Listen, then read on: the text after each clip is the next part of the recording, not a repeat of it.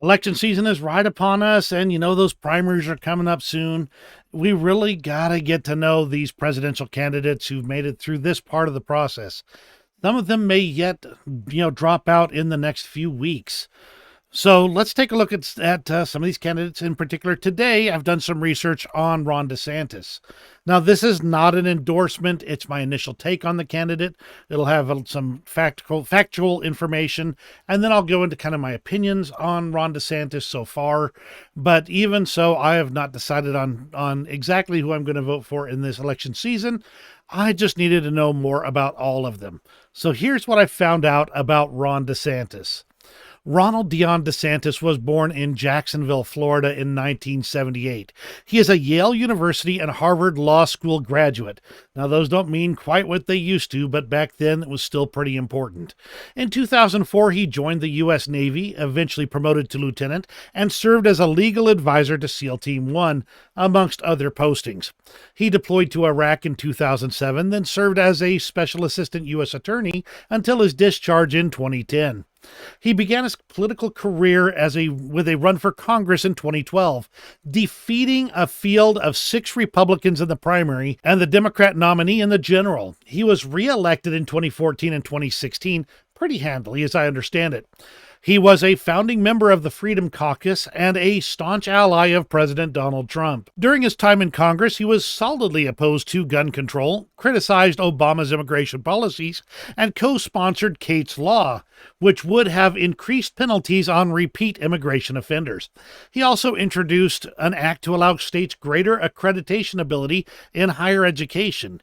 He also proposed legislation that would have ended the Mueller investigation of President Trump and supported a constitutional amendment for term limits on Congress. Fiscal policy focused on de-emphasizing tax increases and instead curtailing spending, plus policies to increase economic growth. DeSantis did forward legislation to replace the federal income tax with a federal sales tax. While he is accused of attempting to cut Social Security and Medicare, those were non-binding resolutions aimed at potentially stabilizing those programs, which do have their issues. Instead, he proposed exempting seniors from the Social Security payroll tax and repealing laws that incentivize seniors to retire instead of continuing to work if they wish to. After 3 terms in Congress, DeSantis began a run for Senate, but aborted the attempt when Marco Rubio decided to go for re-election. He ran for governor in 2018, a race that ended up extremely tight, with DeSantis winning by just 0.4%. During that run, he emphasized Donald Trump's support, including commercials purporting to teach his children to build the wall and say, "Make America Great Again." Governor DeSantis served during the COVID-19 pandemic and Hurricanes Ian and Nicole, with his response to both being really widely praised. Legislative successes include the Parental Rights and Education Act. His re-election campaign was a lot more successful, garnering a 19% margin over Democrat Charlie Crist. During his tenure as governor, corporate income taxes dropped markedly, briefly hitting 3.5% before settling at around 5.5%. DeSantis made use of his line-item veto powers to knock out about $1.5 billion from the budget, though the budgets he signed were also some of the largest in the state's history. He waived Florida's gas tax in 2021 due to dramatically rising gas prices and presided over a record state budget surplus in 2023. DeSantis has called Florida where woke goes to die and frequently campaigns on this slogan. He has worked on banning critical race theory from Florida public schools, describing it as teaching kids to hate their country. He pushed legislation that would allow parents to sue schools if they taught critical race theory. Spanish language ballots and Spanish assistance for voters were both expanded in Florida during DeSantis' tenure, notable in an increasingly partisan divide over language in this country. He also supported eliminating ballot drop boxes and limiting vote by mail, and requiring a stricter set of signature matching. On social issues, DeSantis supported a 6-week ban with exceptions including rape, incest, or human trafficking. He signed a law banning transgender women in sports from competing in middle school, high school, and college sporting competitions. He also supported the Florida Parental Rights and Education Act, which prohibits discussion of sexual orientation or gender identity in kindergarten through third grade classrooms. DeSantis has been a staunch supporter of law enforcement, especially during the aggressive anti-police actions in the early 2020s.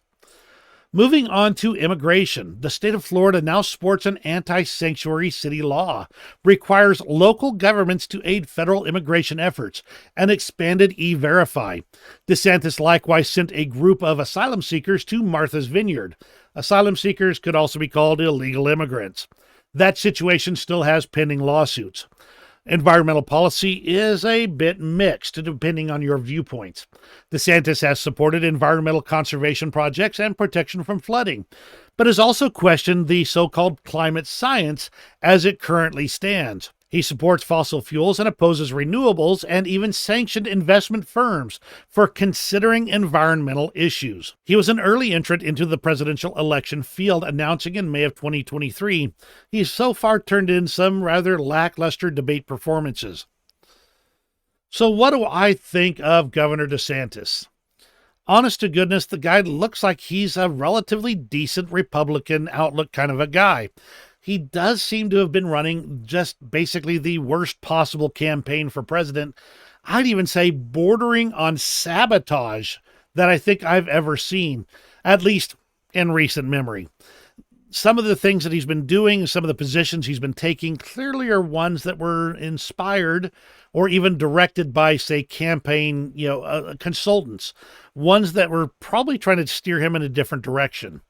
His war on Disney took on a kind of a personal crusade feeling, though perhaps not wrong, as,